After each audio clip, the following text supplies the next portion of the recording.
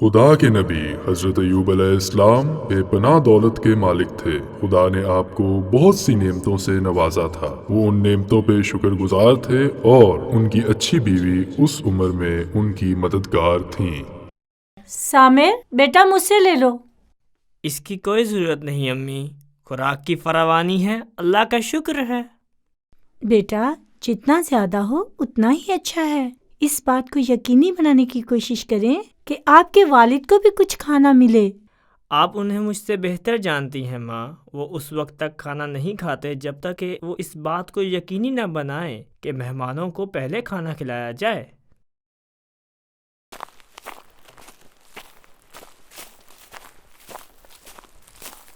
براہ کرم کچھ لے لو۔ السلام علیکم بیٹا۔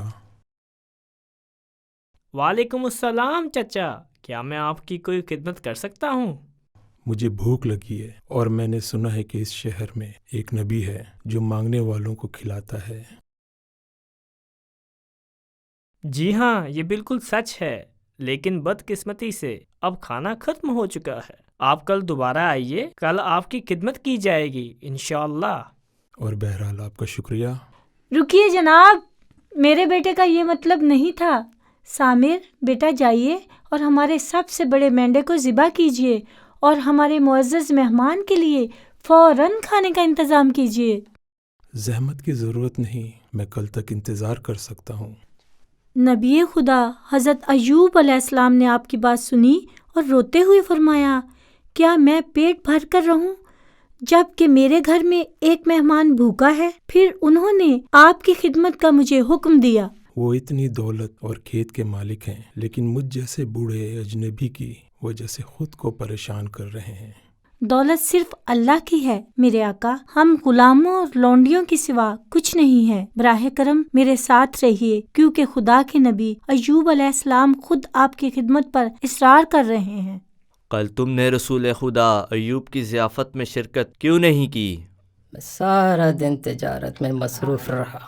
میں آپ کو مشورہ دیتا ہوں کہ آج کی دعوت کو مت چھوڑیں، بہت ساری اچھی چیزیں بھی ہوں گی۔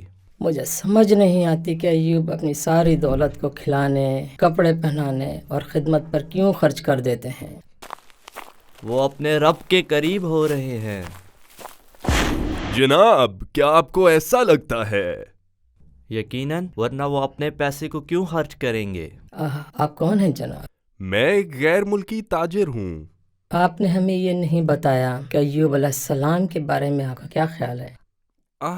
بہتر ہے کہ میں اپنی رائے اپنے پاس رکھوں۔ ہم آپ کی رائے جاننے کے لیے بے چین ہیں۔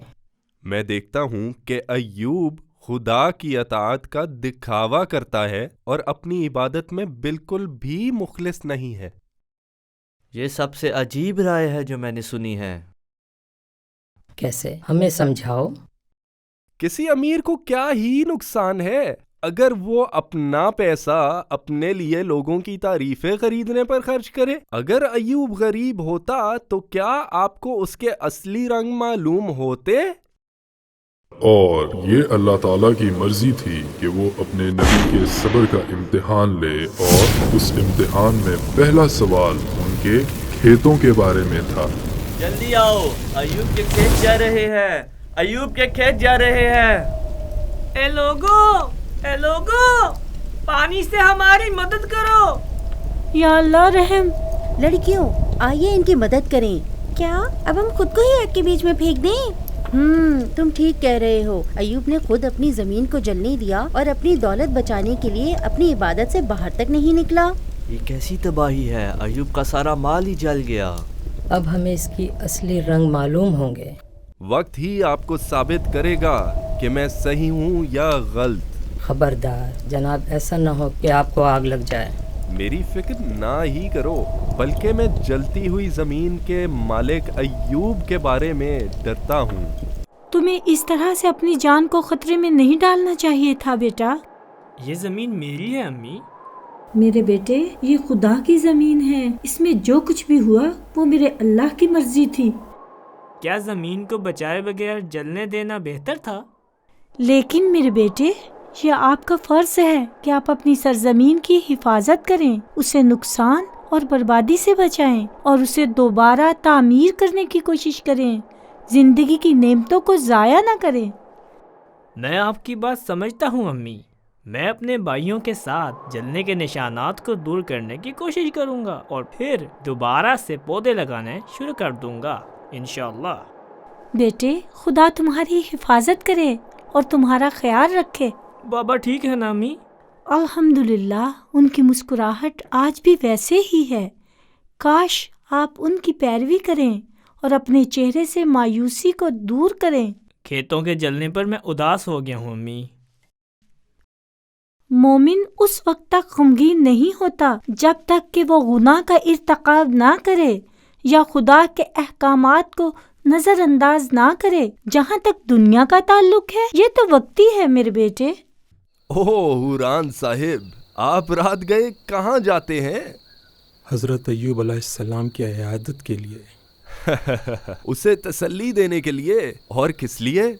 اچھے آدمی نے اپنی زمین اور پیسہ کھو دیا۔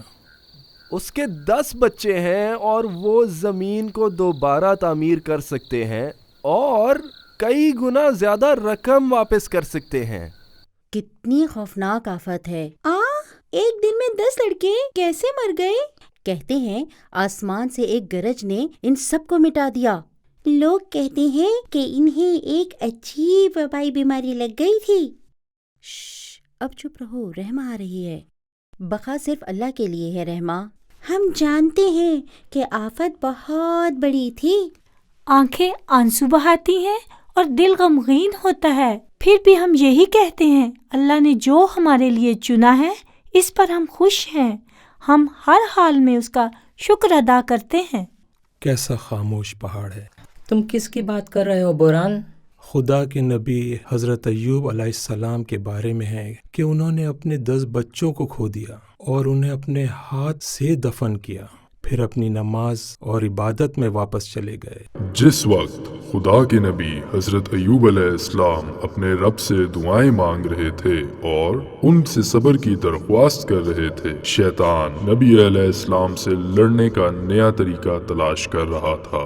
کیا تم میرے ساتھ خدا کے پیغمبر ایوب علیہ السلام کی عیادت کے لیے نہیں جاؤ گے اور ان پر جو مصیبت آئی ہے اس کی تسلی کرنے کی نہیں کوشش کرو گے؟ اور اس سے کیا ہوا؟ کیا تم نہیں جانتے اس نے اپنی ساری دولت کے بعد اپنے بیٹوں کو بھی کھو دیا؟ جب تک وہ صحت مند ہے وہ زیادہ پیسے اور بچے پیدا کر سکتا ہے۔ بے شک صحت پیسے سے زیادہ اہم ہے۔ لڑکوں سے زیادہ اہم؟ ایوب آج بھی مضبوط اور صحت مند ہیں۔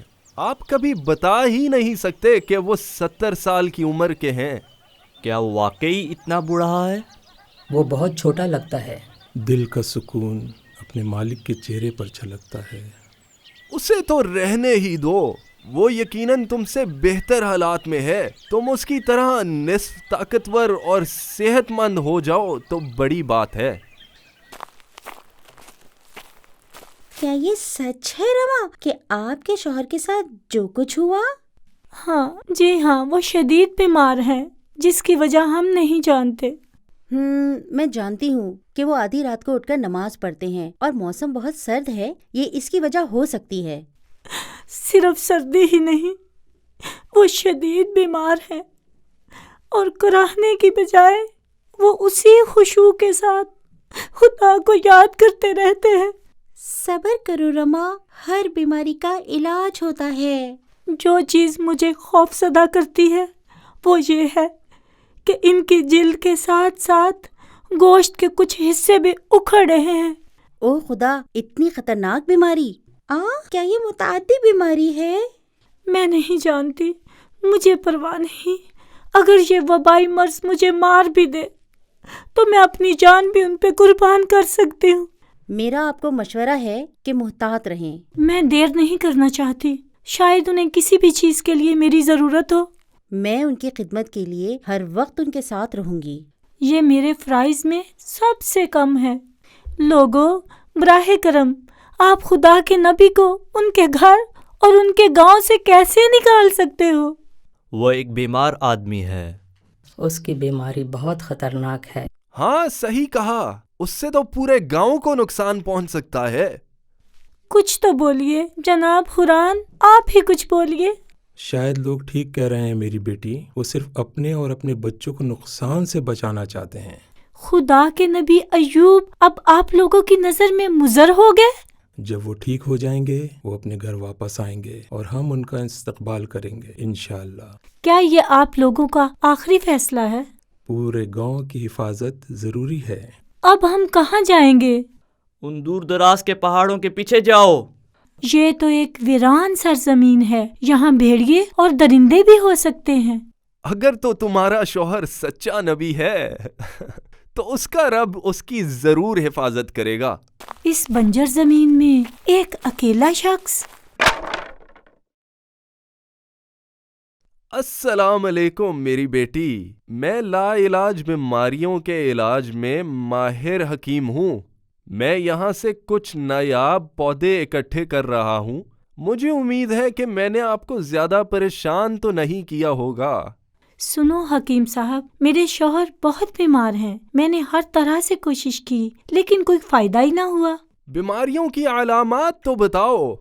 ان کا گوشت ان کے جسم سے گر جاتا ہے اور صرف ہڈی اور اعصاب باقی رہ جاتے ہیں۔ یہ ایک نایاب بیماری ہے جسے کوئی اور نہیں دیکھ سکے گا۔ میں آپ سے التجا کرتی ہوں، آپ ان کا علاج کر دیں اور جو سونا اور زیورات میرے پاس بچا ہے میں آپ کو دے دوں گی۔ مجھے سونے کی بالکل بھی ضرورت نہیں، لیکن لوگوں کے درد سے نجات میں ہی میرا اعزاز ہے۔ اللہ آپ کو سلامت رکھے حکیم صاحب۔ اس کا علاج یہ ہے کہ مکھی کو مار کر پیس لیا جائے اور پھر کچھ دیر ایک بت کے سامنے گھٹنے ٹیک لیے جائیں۔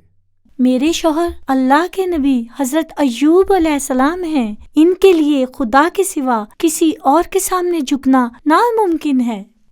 اگر وہ اپنی آزمائش سے نکلنا چاہتا ہے تو اسے ایسا کرنا ہی ہوگا۔ ان کے لیے موت اس سے زیادہ آسان ہے جو تم کہتے ہو۔ دور ہو جاؤ شیطان۔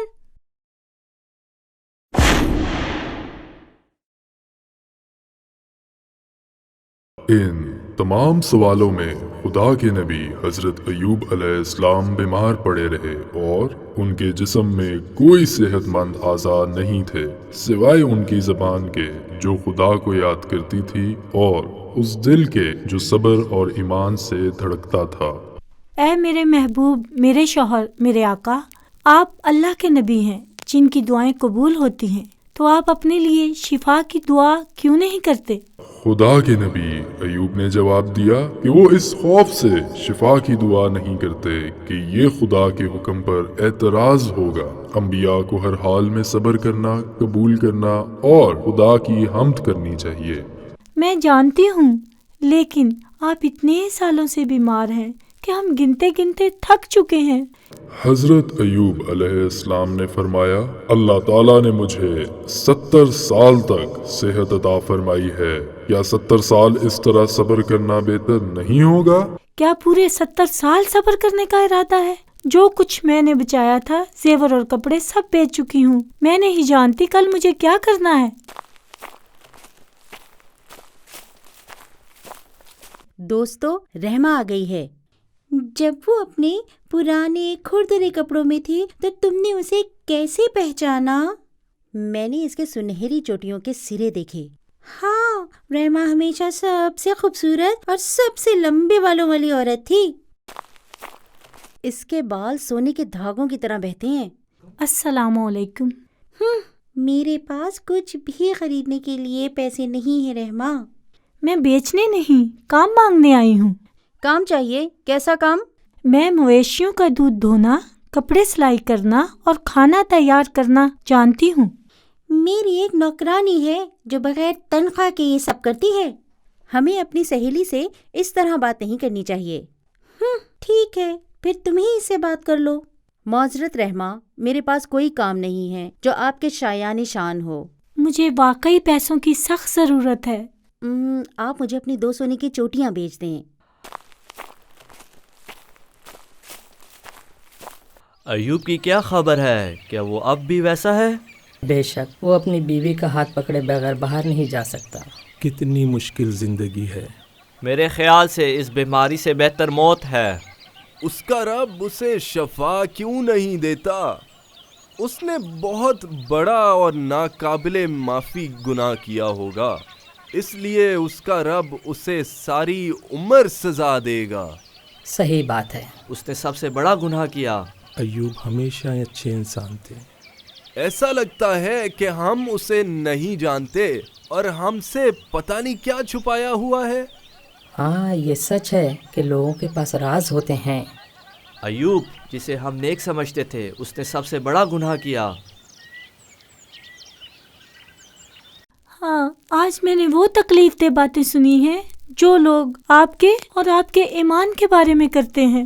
خدا کے نبی ایوب نے کہا کہ جب تک رب ناراض نہیں ہوتا لوگوں کی باتوں سے مجھے کوئی سروکار نہیں ہے۔ وہ سمجھتے ہیں کہ خدا آپ سے ناراض ہے، اسی لیے وہ آپ کو شفا نہیں دیتے۔ ان کو ثابت کریں کہ وہ جھوٹے ہیں اور آپ اپنے رب سے دعا کریں کہ وہ آپ کو شفا دیں۔ خدا کے نبی حضرت ایوب علیہ السلام کو اپنی بیوی کے اصرار اور اپنے رب کے ساتھ تعلقات میں مداخلت پر غصہ آیا، لیکن وہ خاموش رہے۔ آپ مجھے جواب کیوں نہیں دیتے؟ کیا آپ مجھے سن رہے ہیں؟ خدا کے پیغمبر نے محسوس کیا کہ ان کی بیوی نے حد سے تجاوز کیا ہے اور اسے تعذیب چاہیے، لیکن وہ ایسا نہیں کر سکے۔ تو آپ نے فرمایا، اگر خدا مجھے شفا دیتا تو میں تمہیں 100 کوڑے لگاتا۔ کیا میرا یہ صلہ ہے ایوب؟ مجھے 100 کوڑے مارو، کیونکہ میں تو صرف یہ چاہتی ہوں کہ آپ تندرست ہو جائیں۔ یا رب مجھے معاف کر دے۔ رحمہ نے اپنے تمام زیورات اور سامان فروخت کر دیا اور اپنے شوہر کی روزی کمانے کے لیے گھریلو ملازمہ کے طور پر کام کرنا شروع کر دیا۔ رحمہ، تم اتنی دیر سے کیوں آئی؟ مجھے معاف کر دو، تم جانتی ہو کہ میں اپنے شوہر کی خدمت کر رہی تھی، پھر بھی میں فوراً آ گئی۔ یہ مجھے برداشت نہیں ہے۔ مجھے ایک رہائشی نوکرانی چاہیے جسے میں جب چاہوں طلب کر سکوں۔ میں آج کے بعد جلدی پہنچنے کی کوشش کروں گی مالکن۔ میں نے کہا مجھے اب تمہاری کوئی ضرورت نہیں رہی۔ اب میں کہاں جاؤں؟ یہ صرف تمہارا مسئلہ ہے۔ کیا میں ایک روٹی ادھار لے کر بعد میں واپس کر سکتی ہوں؟ تم جانتے ہو نا کہ ہر چیز کی قیمت ہوتی ہے۔ میرے پاس ایسا کیا ہے آپ کو دینے کے لیے؟ تمہارے بال سونے کے دھاگوں کی طرح بہہ رہے ہیں، تم کو ان کی کیا ضرورت ہے؟ عورتوں کے بال ہی تو ان کی زینت ہوتے ہیں۔ زینت زیادہ ضروری ہے یا روٹی؟ صبا، آپ نے ہمیں کیوں بلایا؟ کچھ بھی نہیں، میں آپ کو اپنے ساتھ کھانے کی دعوت دینا چاہتی تھی۔ کیا اب یہ نوکرانی ہمارے ساتھ کھائے گی؟ نہیں، وہ مجھے اپنی مرضی سے کچھ بیچ دے گی۔ کیا یہ درست نہیں ہے؟ آگے بڑھو اور میری چوٹی کاٹ دو، یہی ہمارے درمیان طے ہوا ہے۔ کیا تم نے اس کے بالوں کی چوٹی خریدی ہے؟ ہاں، پوری روٹی کے بدلے۔ کیا آپ راضی ہیں رحمہ؟ اسے کچھ کرنے پہ مجبور نہ کریں۔ اگر وہ راضی نہیں ہے تو اسے اعتراض کرنے دیں۔ روٹی کہاں ہے؟ یہ گوشت لے لو اور اپنا خیال رکھو۔ میں آپ کو اپنے ہاتھ سے کھانا کھلاؤں گی میرے پیارے شوہر۔ نبی علیہ السلام نے پوچھا کہ کھانا کہاں سے لائی؟ میں نے گاؤں کی ایک عورت کا کام کیا ہے، اس کے بدلے میں مجھے یہ کھانا ملا ہے۔ نبی علیہ السلام نے دوبارہ اس کی طرف دیکھا اور محسوس کیا کہ وہ اس سے کچھ چھپا رہی ہے۔ بھروسہ رکھیے جناب، میں نے ایسا کچھ نہیں کیا۔ آپ مجھ سے کیوں ناراض ہوتے ہیں؟ میں کبھی کھانا بھیک میں نہیں مانگتی، میں ہمیشہ زیادہ لوٹاتی ہوں جو بھی لیتی ہوں۔ گھر میں کھانے کو کچھ بھی نہیں ہے۔ میری نئی چوٹی کے بارے میں آپ کا کیا خیال ہے؟ میں نے اسے اپنے سر میں پیوست کر لیا ہے۔ میں کھانا مانگ رہی تھی صبا۔ اب آپ کے پاس بھی صرف ایک چوٹی ہے اور ہم میں سے کوئی بھی صرف ایک چوٹی سے فائدہ نہیں اٹھا سکتا۔ کیا مطلب ہے تمہارا؟ بالکل، آپ مجھے مزید روٹی اور گوشت کے لیے دوسری چوٹی بیچ دینا۔ مجھے نہیں پتا اب میں کیا کر سکتی ہوں۔ ٹھیک ہے، اس کے بارے میں سوچو۔ کھانا یہاں ہر وقت ہوتا ہے۔ ہاں میں مانتی ہوں، میرے باقی کے بال بھی لے لو۔ یہ سمجھداری ہے، کھانا زیادہ ضروری ہے۔ یقین کیجئے یہ سب میں آپ کی خاطر کر رہی ہوں۔ خدا ہم پر رحم کرے۔ رحمہ اپنے شوہر خدا کے نبی ایوب کے پاس واپس آئی ان کی خدمت کرنے کے لیے۔ میرے پیارے شوہر، مہربانی کر کے کچھ کھا لیجئے، آج بہت ٹھنڈ ہے۔ نبی علیہ السلام نے ان سے پوچھا کہ وہ کھانا کہاں سے لاتی ہے۔ میں نے اسی عورت کا کام کیا، اس نے بدلے میں مجھے کھانا دیا۔ نبی علیہ السلام نے اپنی بیوی کے خوف کو دیکھا اور ان سے کہا کہ وہ اپنا پردہ ہٹا دیں۔ ہاں، یہ میں ہوں۔ نبی نے اپنا حکم دہرایا۔ مجھے یہ سب کرنا پڑا، میرے پاس اور کوئی چارہ نہیں تھا، یا تو آپ کی زندگی اور صحت یا میری زینت۔ نبی علیہ السلام نے ان سے پوچھا کہ ان نے سچ کیوں نہیں بتایا۔ مجھے معاف کر دیں، مجھے ڈر تھا کہ آپ مجھے بال بیچنے سے روکیں گے، اسی لیے میں نے ایسا کیا، میں آپ کی بھوک برداشت نہیں کر سکتی تھی۔ یہاں ایوب علیہ السلام نے آسمان کی طرف دیکھا اور روتے ہوئے رب سے دعا کی، اے رب، مجھے تکلیف پہنچی ہے، تو رحم کرنے والا ہے اور سب سے زیادہ رحم کرنے والا ہے۔ کیا طوفانی موسم ہے! اوف، آج ہوا بہت تیز ہے، مجھے ڈر ہے کہ یہ میرے بال خراب کر دے گی۔ آپ کے بال؟ تمہارا مطلب ہے رحمہ کے۔ آج سے میرے بال بدل گئے ہیں۔ کیا تم نے دوسری چوٹی بھی خرید لی؟ دونوں چوٹیاں خود ہی دیکھ لیں۔ رکو لڑکی، دور مت جاؤ۔ ہاں، تم کہاں ہو؟ میری حسین چوٹیاں کہاں گئیں؟ یہ ڈراؤنی آواز کیسی ہے؟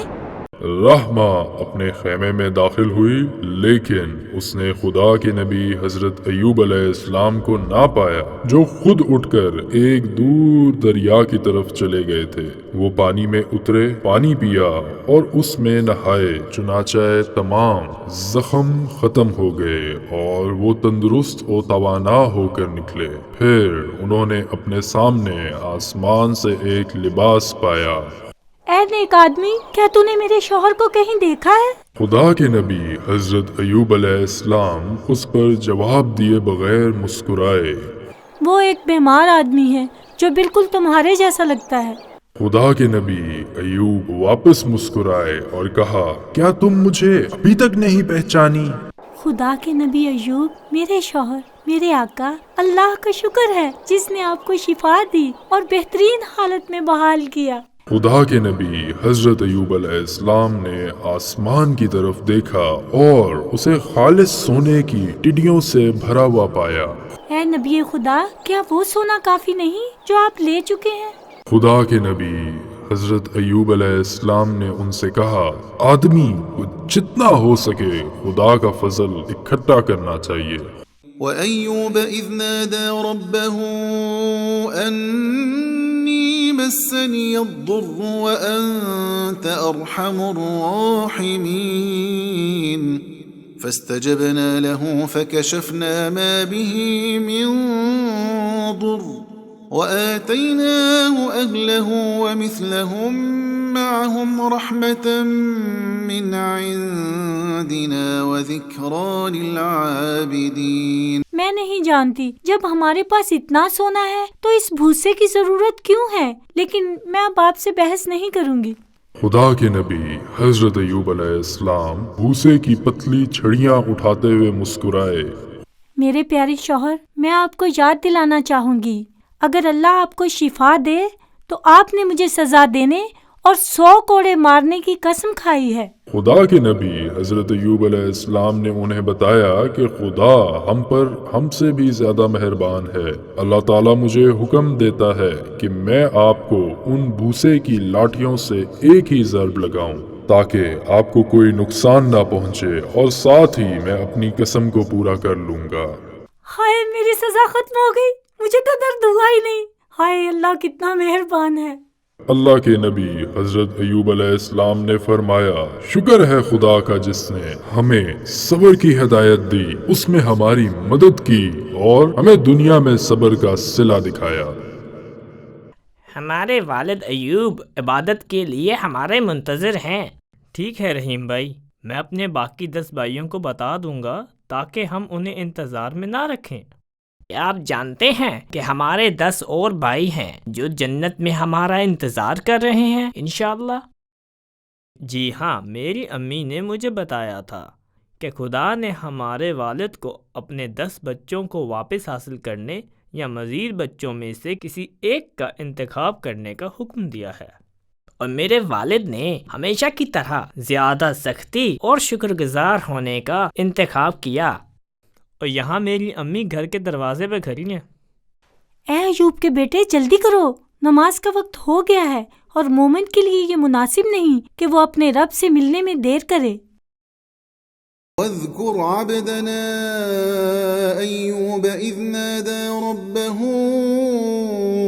أني مسني الشيطان بنصب وعذاب اركض برجلك هذا مغتسل بارد وشراب ووهبنا له أهله ومثلهم معهم رحمة منا وذكرى لأولي الألباب وخذ بيدك ضغثا فاضرب به ولا تحنث إنا وجدناه صابرا نعم العبد إنه